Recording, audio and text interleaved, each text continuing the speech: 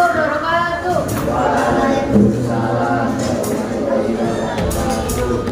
Saya akan membacakan ringkasan pertama, yaitu klasifikasi makhluk hidup. A. Makhluk hidup atau benda mati. Makhluk hidup adalah semua makhluk yang memiliki ciri-ciri yaitu bernafas, makan, bertumbuh, berkembang biak, dan bergerak. Sedangkan pada benda mati adalah kebalikan dari makhluk hidup. Benda mati memiliki ciri-ciri tidak bernafas, tidak makan, tidak bertumbuh, tidak berkembang biak, dan tidak bergerak. Contohnya yaitu satu, makhluk hidup memiliki kemampuan bergerak. Makhluk hidup memiliki kemampuan untuk bergerak. Kemampuan untuk bergerak merupakan karakteristik dasar dari hidup. Contohnya adalah gerak seimonasti atau simonasti, dari putri malu yang sudah disebut, dan putri malu yang belum disebut. Dua, makhluk hidup tumbuh dan berkembang. Sesuatu disebut makhluk hidup berarti mereka dapat bertumbuh dan berkembang. Hal ini berarti menjadi lebih besar, lebih rumit, atau keduanya. Beberapa makhluk hidup dapat tumbuh sangat lebar, namun beberapa makhluk hidup tumbuh lebih cepat. Contohnya adalah perkembangan biji kecambah dan tanaman muda di tanaman muda.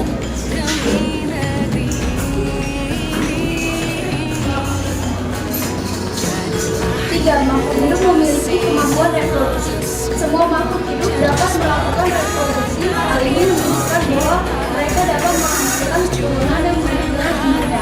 Reproduksi dapat terjadi seksual atau non-seksual. Contohnya adalah anak ayam yang menetas.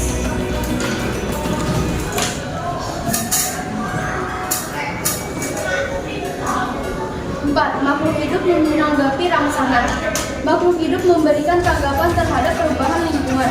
Perubahan lingkungan internal dan eksternal disebut dengan stimulus. Reaksi terhadap perubahan lingkungan disebut dengan respon. Contohnya adalah bunga matahari yang mengikuti arah matahari.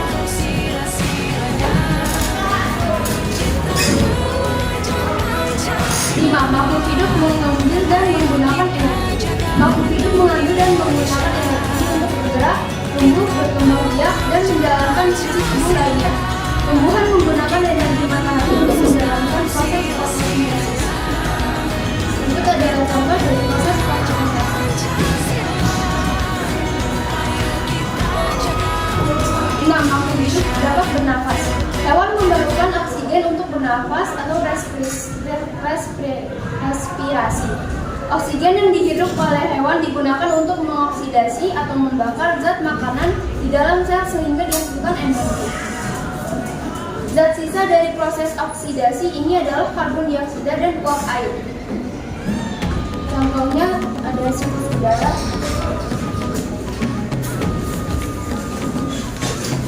7. Makhluk hidup menghasilkan zat sisa.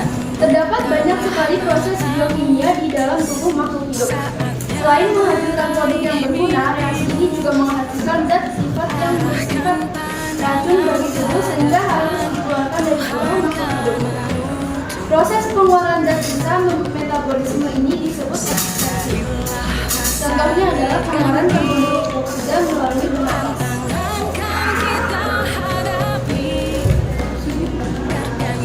Yang terakhir adalah makhluk hidup tersusun dari sel. Makhluk hidup secara struktural tersusun dari sel. Makhluk hidup ada yang tersusun dari satu sel atau uniseluler seperti Camexilum, Amoeba,